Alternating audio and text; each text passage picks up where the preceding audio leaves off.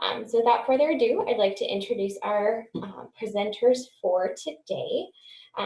Dr. Fariel Pearson is the recipient of the National Education Association's Virginia Uribe Award for Creative Leadership in Human Rights in 2012. The Gay Lesbian Straight Education Network's Educator of the Year Respect Award in 2011, and the Nebraska representative and finalist for the National Council of Teachers of English Academic Freedom Award in 2012. Locally, she has been awarded the 2011 Omaha Education Association's Human Relations Award, the 2012 Promising Professional Award from the University of Nebraska at Omaha, and Respect's 2011 Anti-Bullying Award and a Toyo 10 Outstanding Young Omahans Award in 2014. She also earned her master's degree in curriculum and instruction with a graduate certificate in urban instruction from the University of Nebraska at Omaha in 2009.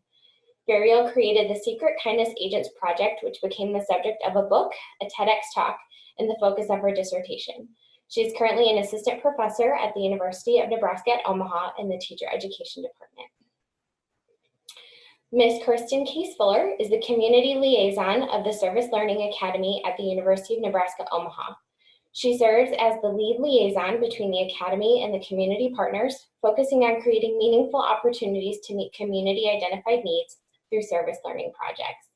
Additionally, she provides support to the development and the execution of service learning projects, as well as training and one-on-one coaching for faculty. She has over 25 years of experience working within the nonprofit community, with 19 years of them focused on community engagement and 12 years focused in nonprofit leadership experience. Her career has spanned from serving as the executive director for an area adult literacy organization to addressing community-identified issues through citizen engagement. In her role as Chief Service Officer for the City of Omaha, Kirsten helped craft Omaha's first citywide service plan and represented Omaha through the National Cities of Service Initiative funded through the Rockefeller Foundation. Please welcome Kirsten Case Fuller and Dr. Fariel Pearson.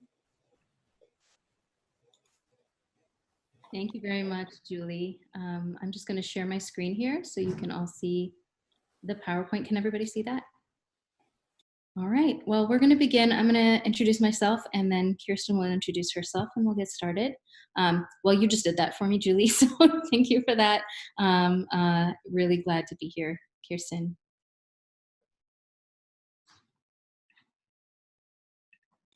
Kirsten, you're muted, just as an FYI.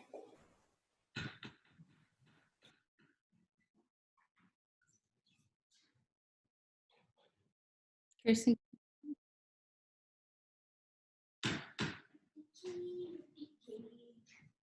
Kirsten, you're up. Still can't hear you.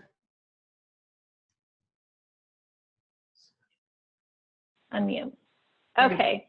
My apologies. I am linked in through my computer, and I'm also can hear you through my phone. So thank you for the introduction. It's nice to not have to introduce yourself. So we're going to go ahead and get started. We really appreciate you taking the time to spend a little bit of your afternoon with us talking about microaggressions, but most importantly about micro-resistance strategies. We're really excited to discuss some tools that could assist you in your journey in recognizing and addressing these as you witness them around you, but also recognizing that many of us experience these as well. And so how are we better prepared to deal with these? So when we think about why is this work important, and why is it important to a group like yours? There's a couple of things that stick out. So one, it's been found that while microaggressions are harmful, all microaggressions are harmful, when they occur in an educational setting, either by professors or other students, and back and forth, right? So these can happen towards students or towards faculty, also towards other staff or community partners. Within those settings, it can be particularly hurtful to individuals and their self-worth. It's also found that microaggressions negatively impact students' academic achievement. And so this is especially important for us in higher education and understanding how these actions are impacting our students' ability to learn. But also, I want to point out too, our faculty and staff's ability to function and thrive within these environments as well. So this is about all the stakeholders on our campuses. And then it's also been found that racial microaggressions are significantly correlated with depressive symptoms and negative effect. And so when I look at MCC's mission, which is to deliver relevant student-centered education to a diverse community of learners, it seems especially relevant. We're going to talk a little bit later in this presentation about the various identities that intersect within each of our lives. And so our students that come to campus represent so many different identities, and any one of those could be something that could be in the line of fire of a microaggression. So our goals for today are simple but mighty. So this is an issue that can't be tackled and resolved within an hour, but we want to make sure that you are able to identify and describe what microaggressions are. We hear more and more about microaggressions, but we don't always know what it looks like. What does it feel like? How do you know that you've heard it? And so we want you to be able to identify it and to describe it. We also want you to be able to understand what some micro-resistance strategies are and how you can apply those in your own life. We want you to understand resources that are available to you, and also for you to generally feel more empowered. So again, microaggressions can impact any of us, but we also witness a lot of these actions around us. And so how can we be empowered as citizens to react when we witness this, but also to be able to respond if we are somebody that's experiencing this as well. So one thing that I want to talk about briefly is this idea of allyship. So allyship is when somebody has committed themselves to ending systematic oppression by following the lead of targets and acting accordingly. And so I want to break that down a little bit. So when we're thinking about this definition, there's two things that stick out to me that are really important. One of them is targets, and the target is the individual that is on the receiving end of that microaggression.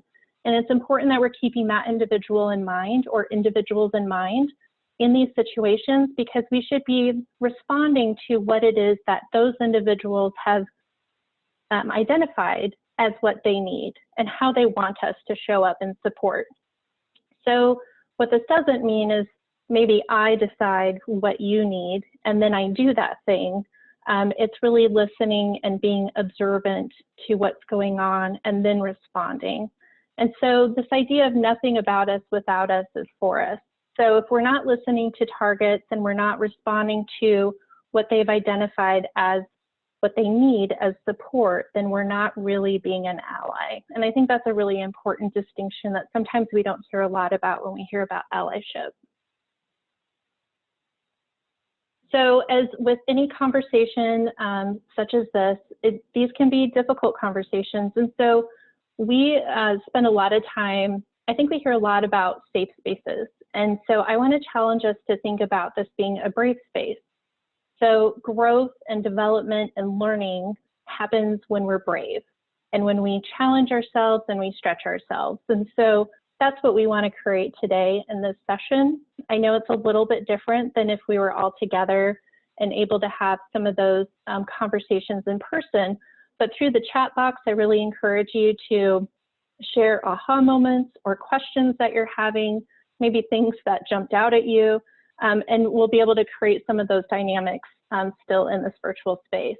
But as we're moving through this brave space, we want you to feel that you can be yourself in this space, that you can share openly.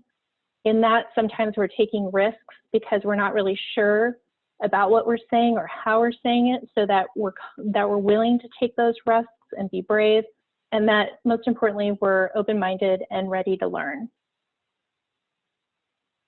And so lastly, as we're really getting ready to dig into what microaggressions are and then those micro-resistance strategies, it's important to remember that we're living within a society in which systematic racism, patriarchy, classism, heterosexualism, ableism, and American imperialism are pervasive. So this is something that impacts all of us.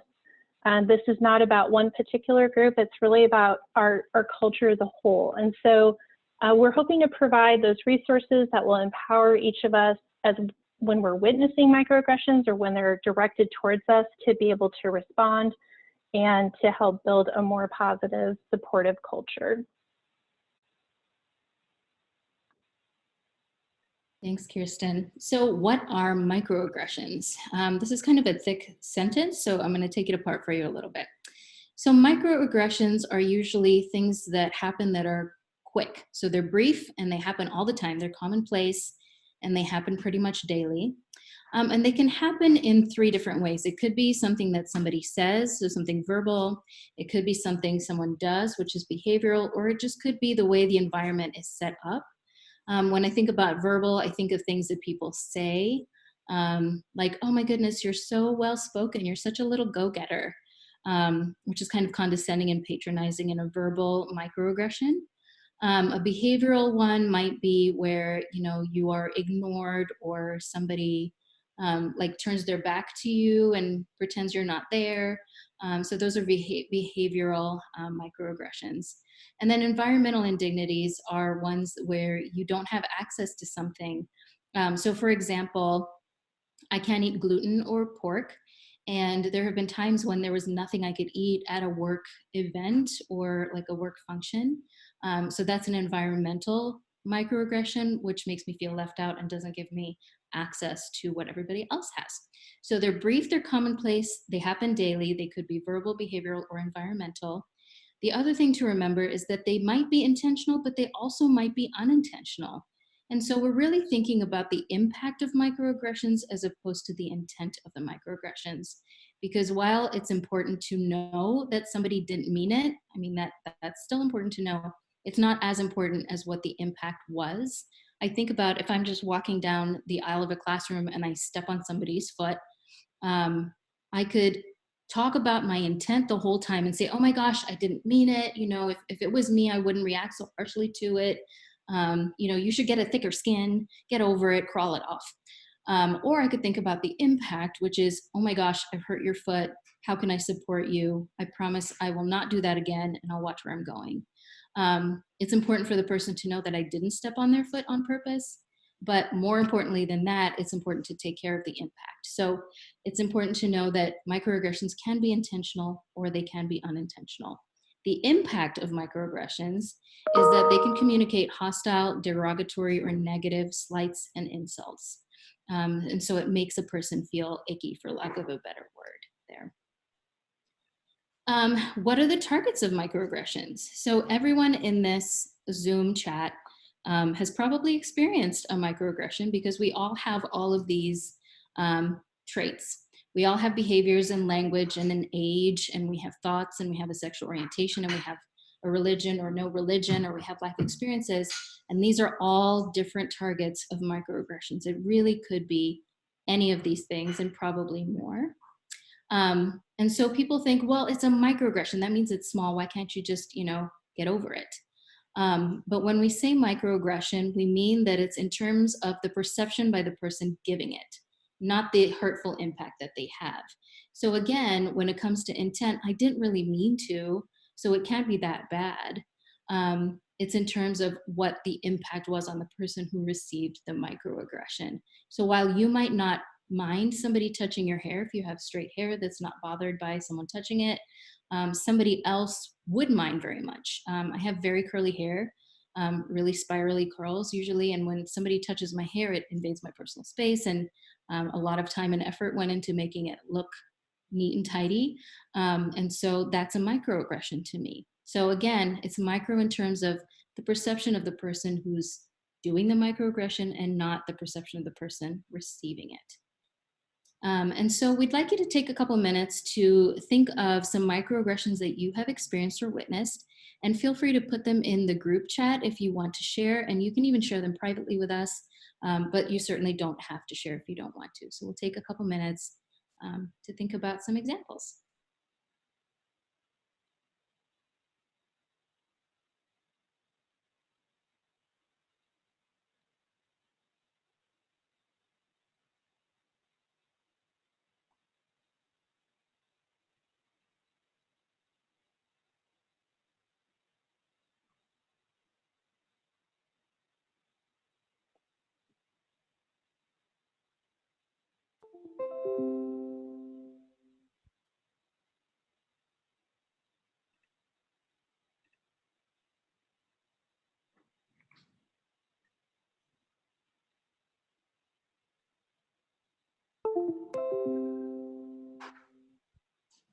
So we're getting a lot of really good examples in the chat already.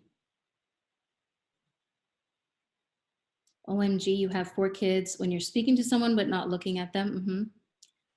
Your accent being cute, or treating someone like they're not as smart as you, talking down to them in a group setting. Rolling of the eyes is definitely a behavioral one. Is your hair hard to manage? I get that one a lot. Oh, yep, somebody said you must be a basketball player with an up and down glance at your height. Oh my gosh, the supervisor once in a very small office would ignore you and then get mad at you. She would turn the microwave to face the wall. Oh my goodness. Someone's been told in the past they were well-spoken, took offense to that because it felt like there was an implication because of Latino origin. I shouldn't have great verbal communication. That's a great example. Yeah, when someone says you didn't know that, shaming you or making you feel bad that you didn't know something that they thought was common sense. I believe there's no such thing as common sense because there's no experience that's common to the entire world. Yes, comments on hair every time you change the style, how versatile it is. Yeah, these are all really, really great examples. So I'm gonna turn it over to Kirsten at this point. Oh wait, we've got a couple more. When someone was pregnant, an older faculty would say he could hear me huffing and puffing. It must be time to pop soon and call you little mama. No, those are definitely microaggressions. Also with regard to pregnancy, people feel the need to touch your belly without your consent. Assuming you don't understand what I'm saying because I have an accent. That one happens a lot. And oh, the weight one. Have you lost some weight? Commenting on people's general weight in general. I didn't know that you knew how to garden, as if African Americans don't know how to garden. Oh my goodness. How do you know when it's a positive comment or micro? I think the answer is how it makes you feel. Again, we focus on the impact. If it makes you feel kind of icky and ooh, ouch, then it's usually a microaggression if you felt uncomfortable. Okay, Kirsten, over to you.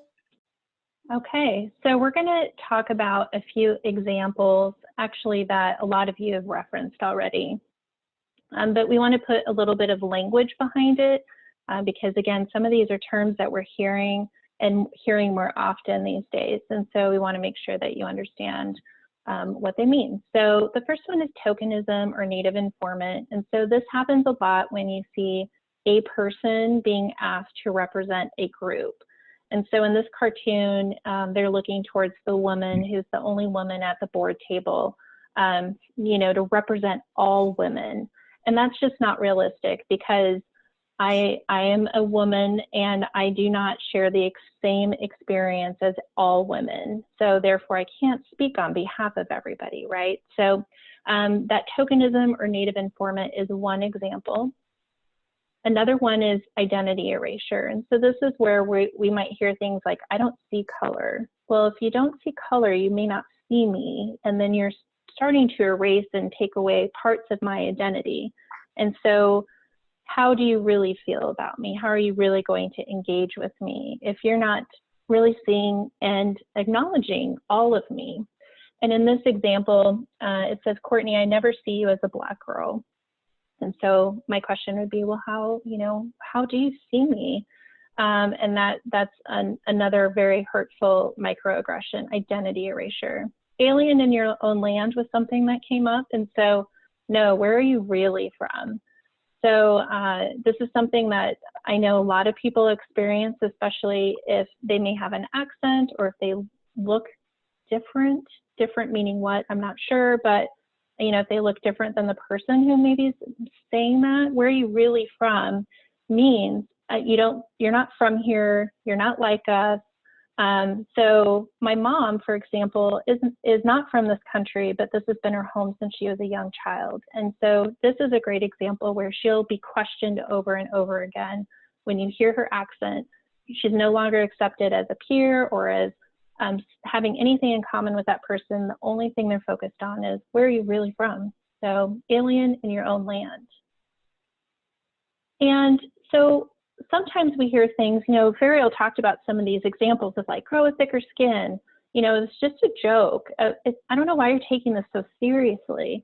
And these are some of the things that we hear when microaggressions happen. And so for the person who is said or done the thing, it may feel like a really small thing to them, but each microaggression, they call it toxic raindrops or mosquito bites or paper cuts. Each one is like one of those injuries, and it's happening over and over and over again. And so if you think about over a period of time experiencing microaggressions repeatedly, that has a huge impact on our well-being. And so we're going to talk about some micro-resistance strategies. And the great news is that by using those and by supporting those around you, you can also help create a more supportive and healthy environment as well. So take a couple minutes again. Oh, go ahead, Kirsten. Nope, go ahead. And just think about what might stop you from intervening when you see or witness or even experience a microaggression yourself.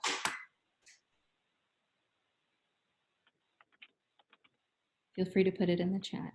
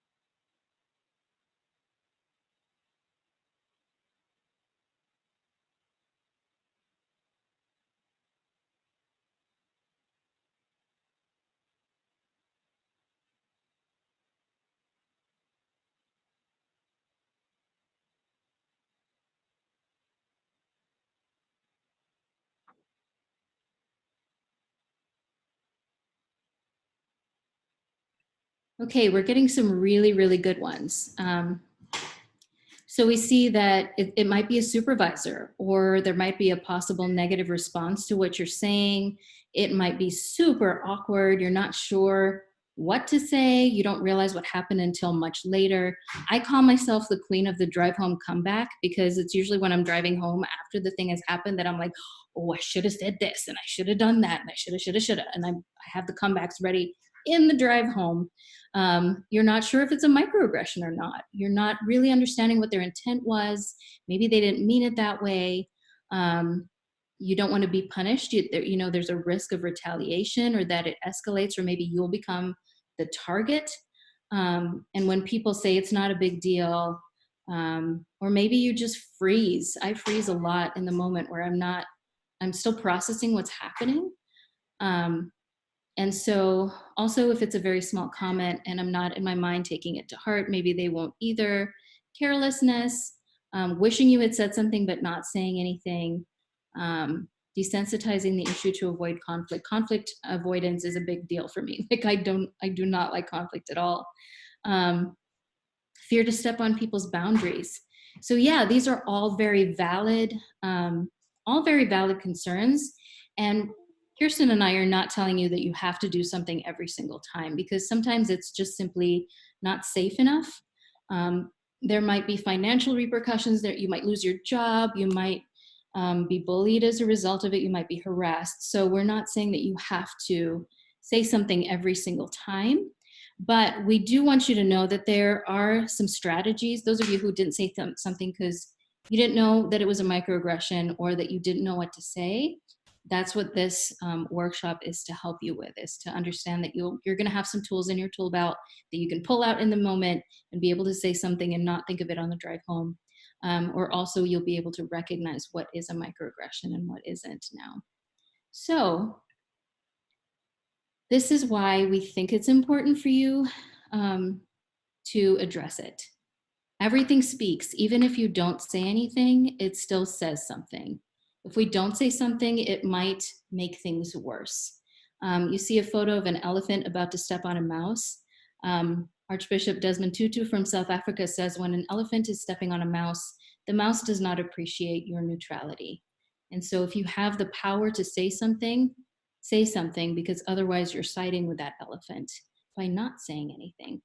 So here are some strategies that we have for you.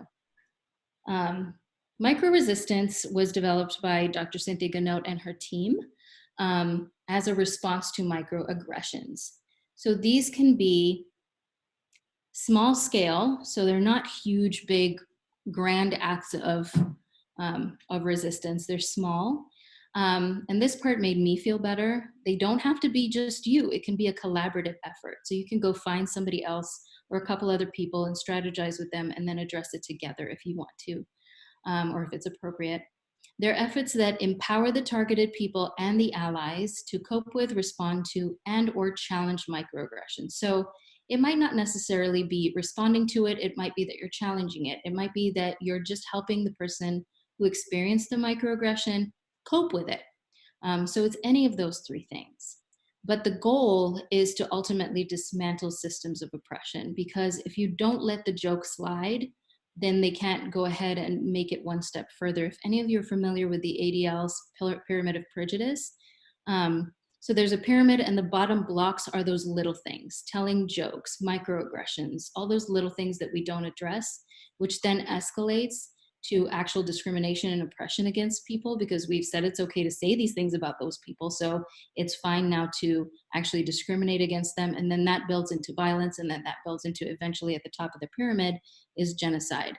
So I'm not saying that if you don't address it, it's going to lead to genocide. But if we don't let those small things slide, then the rest of the pyramid can't be built on top of that. So if somebody makes a rape joke and you say, hey, that's not okay, then they might think twice about whether or not it's okay to do that again, and have people think that rape is funny. So that's what micro-resistance is.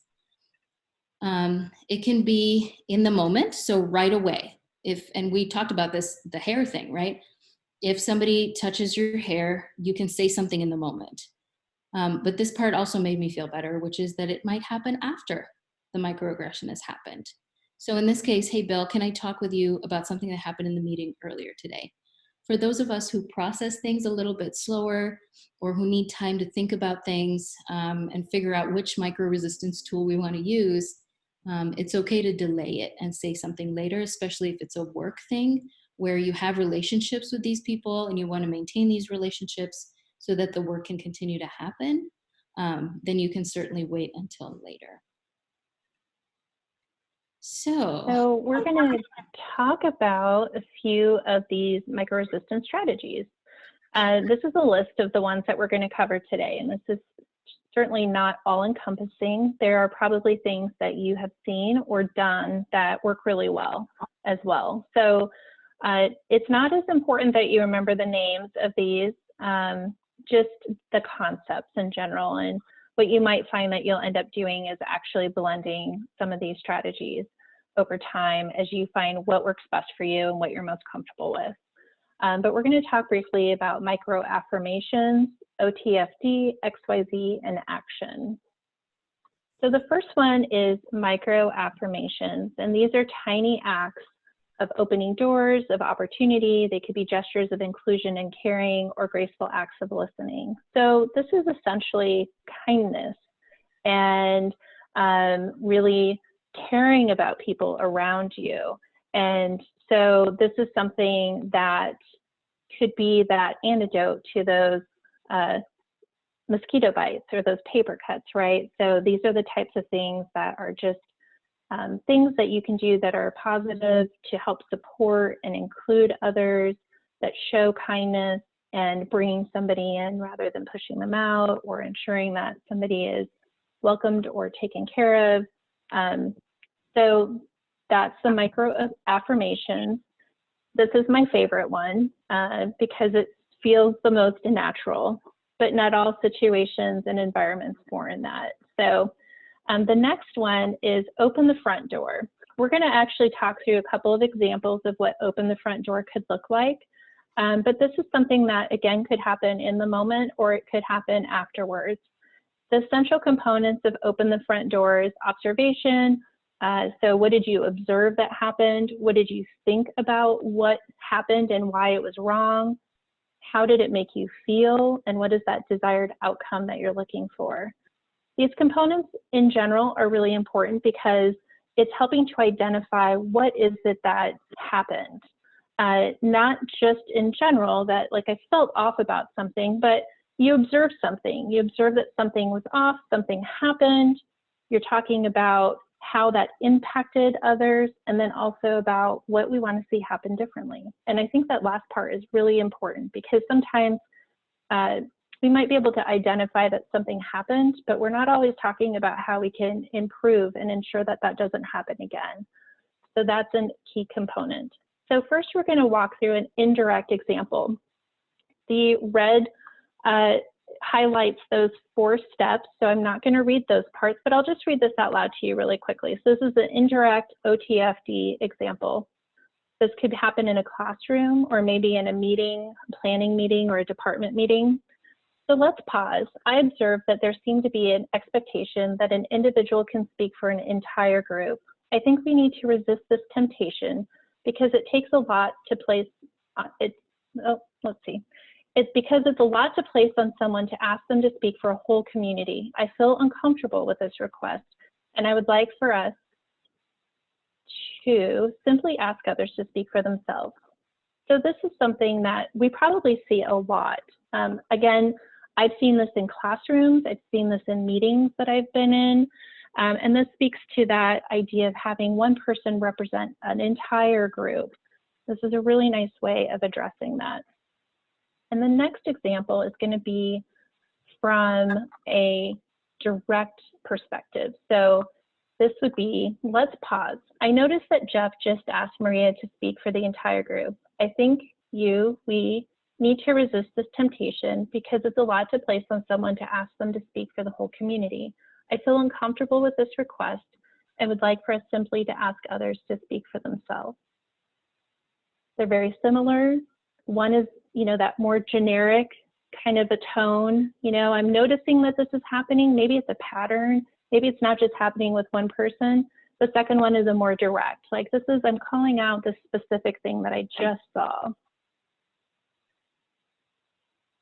So another example is similar, and this is the XYZ. So I feel X when Y because Z. So I'm feeling frustrated or I'm feeling concerned when this thing happens because of the impact.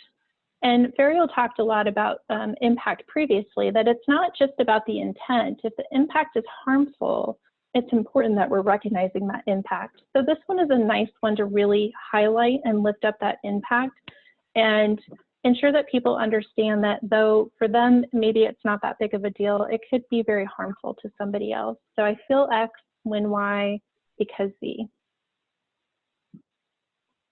So the next one is called the action framework, and it's a lot like open the front door, but this one really comes from an area of giving the person the benefit of the doubt and really trying to understand why they said what they said or did what they did.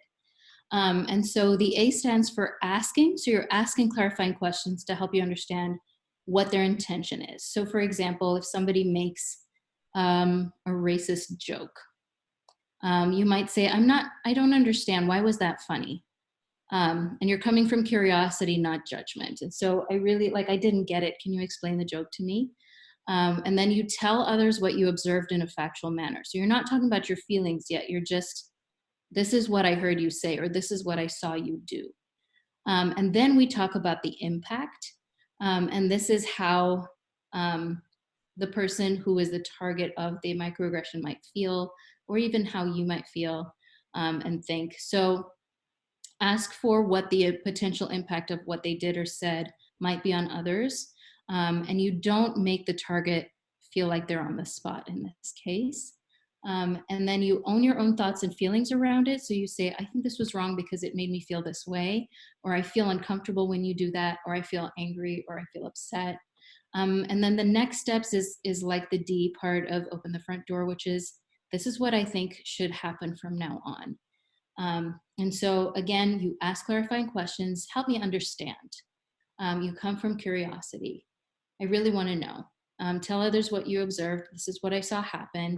And then what do you think someone who heard that might feel? And this is how it makes me feel. This is what I think is wrong about it. And then what are the next steps, and request appropriate action be taken for that. So remember with all of these that your own personality, your own communication style weaves through all of them, whether it's XYZ or the careful, intentional listening, helping somebody cope with something, your personality, and whether or not you're a more confrontational person or you're a more passive person, choose the one that works for you best. The action one I tend to use when it's somebody that I really want to preserve that relationship with, somebody I'm working with, for example, and maybe not somebody that, is sitting next to me at a restaurant and says something pretty nasty. And it doesn't have to be perfect. I know Kirsten and we've practiced these a lot and we're still not perfect at them. So just know that it doesn't have to be perfect as long as the target knows that they're not alone. And remember that you're also taking the lead of the target. So if you witness or experience a microaggression happening to somebody, make sure you ask them first if they want you to do something before you go ahead and charge, because sometimes that can make things worse. Okay. So we are going to practice. And Julie, you're doing the breakout rooms for us, right? So we have about 10 minutes before questions and answers. So I think that we'll have to cut this part down a little bit short. So what I might encourage everybody to do is to commit to practicing some of these strategies outside of this session, but I'm going to walk you through what this looks like. And maybe we could do a few comments about what your thoughts are. So first of all, just as a reminder, these are some of the micro-resistance strategies. As I mentioned before, you probably have other things that work really well for you as well. There is no perfect way to do this, but there is the need to do this. And so it is important to find what you're comfortable with. And as Ferial stated, like, understand the space and environment that you're in and make sure that you're doing what works for you and for that target in that moment. So is it the right space to confront somebody? Is this something I should go to them afterwards and have a conversation? Is this something that that person even wants me to do anything about right now? And maybe I can support them in another way. Maybe we create a strategy about what it looks like in the next meeting, so we're prepared in how we want to deal with something. And that's how I'm going to be supportive. So keep that in mind. But these are the ones that we talked about today. And so here's a scenario that we're going to just share with you real quickly. And then I just want you to take a moment to think about what would feel comfortable to you. And we could go back, I'll read the scenario, and then we could go back to the strategies that we've talked about. And maybe you could share in the chat, what strategy might you use, or is there another approach that you would use? So the scenario is you're in your current role at work and you're in a meeting, and you observe that Jane, an older woman, is interrupting Tanya, a younger woman, and she's done this 2 times. So you've noticed that Jane has done this before, and so what do you say? And when do you say it? So think about what would be most comfortable for you. Now, there's a lot of things we don't know about these 2 women, so we don't know any of their other intersectional identities, right? They've both been identified as women in this, but there may be other things happening as well with this. But right now, we've identified an older and a younger woman within this space, and Jane keeps on interrupting the younger woman. So what strategy would you use? And if we could go back to the strategy slide, thank you.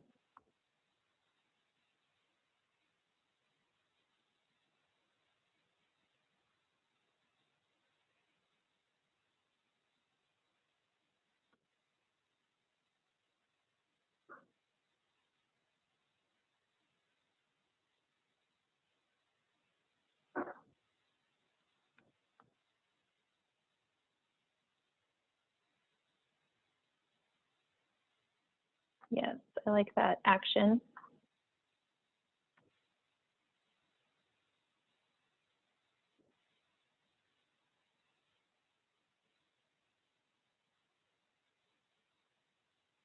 Can we go to the slide with the questions?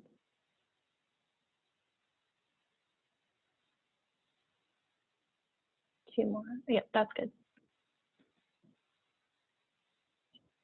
So I would say, hey, Jane, she's been trying to talk and you keep interrupting her. Please let her talk. That's a great one. It's just direct.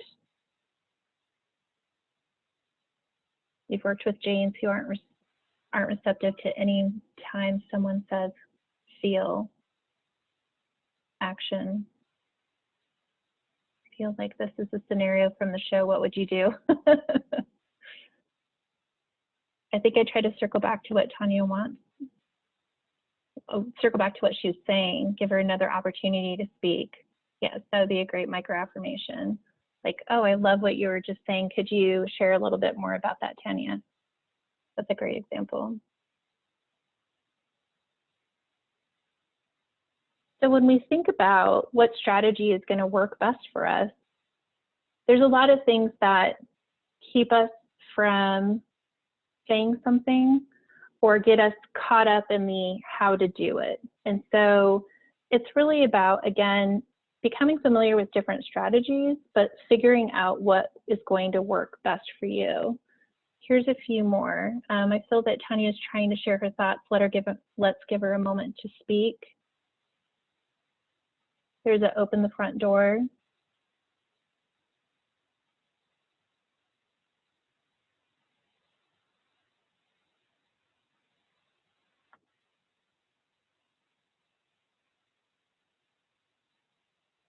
Perfect, thank you. Ariel, do you mind moving the slides forward a little bit? Go to, so again, I encourage you to commit to practicing this. Maybe you can do this with peers within your unit or folks that are in this group, just to, again, strengthen those muscles. I can tell you that I am not an expert in this work. I am committed to the work. And so while I do training around this, I am constantly learning how to do this better. Sometimes I've had to literally sit down and write out a script of what I want to say and like highlight and bullet things and practice it and say it out loud because I just knew that it was going to be very difficult for me to do. And other times it's very spontaneous. Even though I'm very committed to this and I feel that I've been trying to strengthen that muscle for a long time, I'm still caught off guard constantly.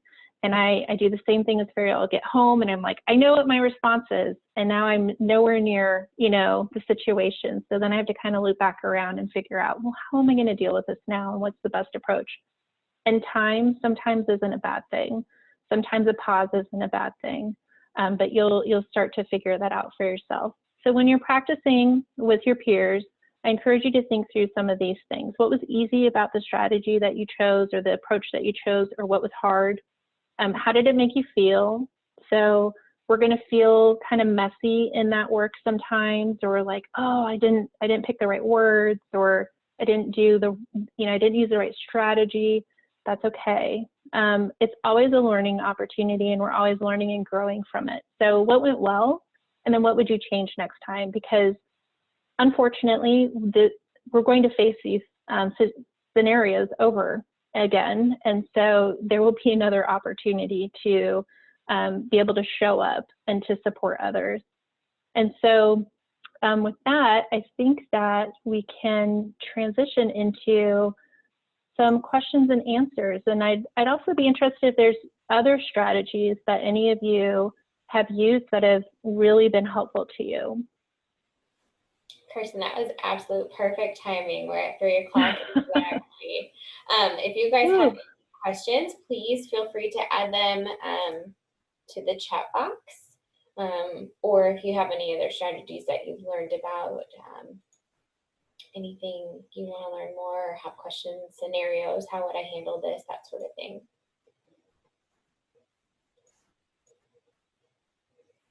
And I will say that what Nadia and Jackie said those are both micro affirmations where you're, you know, lifting somebody's voice to say, hey, let's hear what you have to say.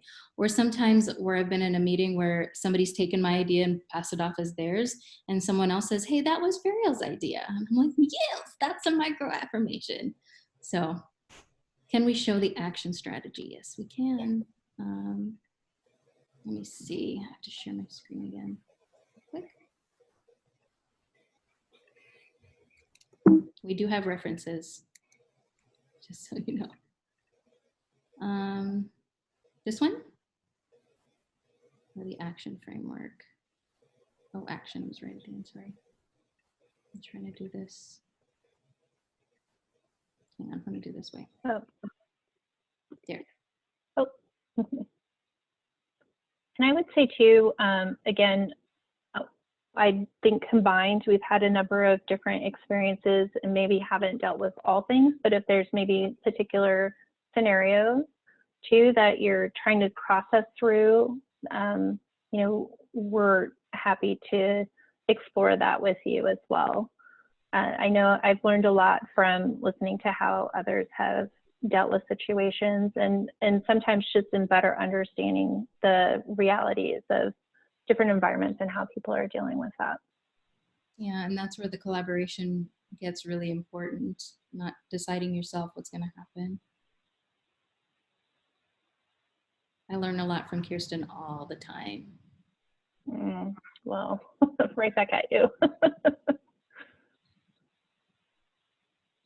What is something that we can do when you have impact but the target? Oh, what is something we can do when you have impact but the target doesn't? Bystander effect. Yeah. Yeah. Well, then you're actually the target, because I've heard a lot of people. There was one case where there was a student who was being picked on for being gay, but he wasn't gay. But he had a friend who was not out, and so it really affected him. Because even though he wasn't the target, right? Because he really is gay, and so he was internalizing a lot of that. And so it's still just as important to address that microaggression. Is that what you meant? I'm not sure if I answered that correctly, Nadia.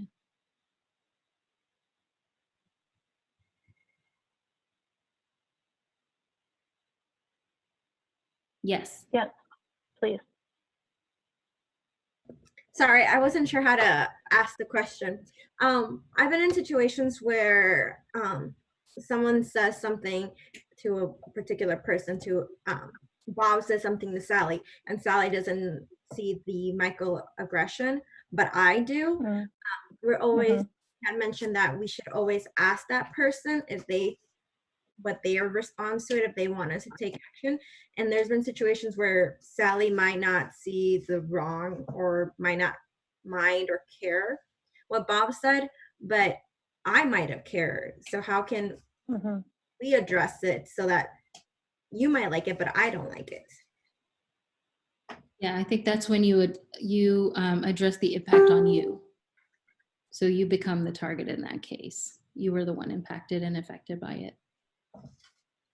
And I think too, it speaks to that idea of when we're silent, then it's saying that action was okay. And so even though maybe she isn't interpreting that action as being negative towards her, it does have a negative impact on, you feel a negative impact, and then it could be impacting others around you as well negatively.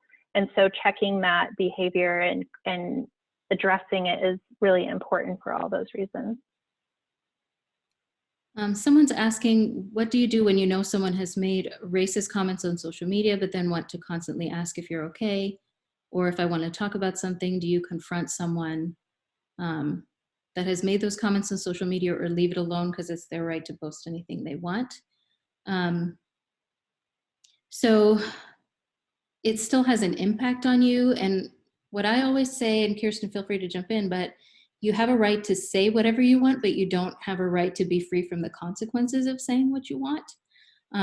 Because if you've hurt someone, you've hurt someone. And so if you feel comfortable confronting that person and using one of the micro-resistance strategies, I think that would still be helpful to say, hey, when you write something racist on social media, these are the impacts that's going to have, whether it's, you know, a student might see it and not be able to trust you anymore, or I don't feel comfortable with you as a coworker anymore because that was racist and it made me feel some type of way. So hopefully that answers your question there. So there's another question asking if we could act out a sample microaggression and how we might handle it. And so, well, I feel super uncomfortable being a microaggressor intentionally. We could go for it. I'm going to use a generic one. And so I just want to know where you're from, Fariel. Like, where are you from? What are you exactly? You know, Kirsten, I'm going to use, let's see, I'll use XYZ because that's a quick, easy one in the moment. You know, Kirsten, I feel kind of like an outsider when you ask me where I'm from because it insinuates that I'm not from here or that I don't belong where we are. And when you say, what am I, that makes me feel like I'm less human, you know, like who am I might be different, but when you say, what am I, that makes me feel like less of a human being. Yeah. So X, Y, Z. I feel this because this when you do this.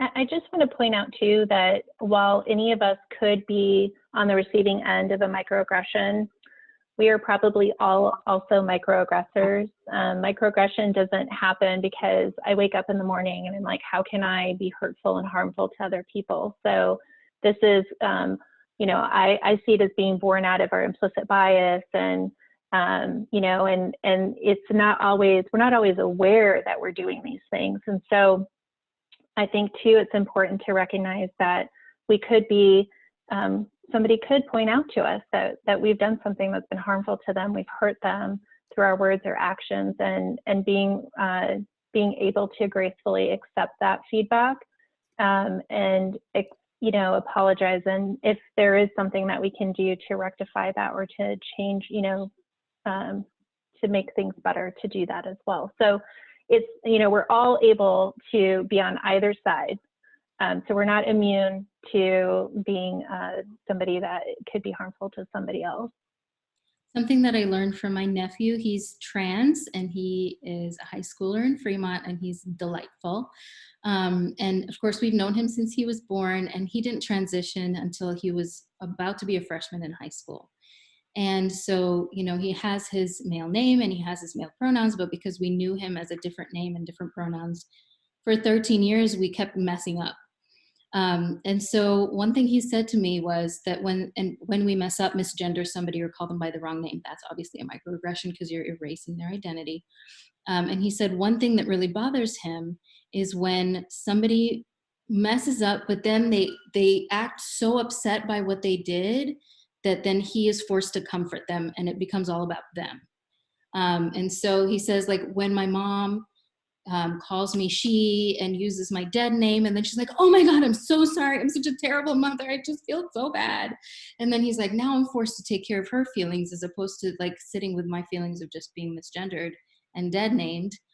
So when you are the microaggressor and somebody says something about it, try not to make it about your feelings and get defensive or get overly like, I'm so sorry, tell me what I can do, and put the emotional labor on the victim, because that's not helpful. That just amplifies the microaggression. So I think it's really important to again, think about where to focus your energy when you are the microaggressor.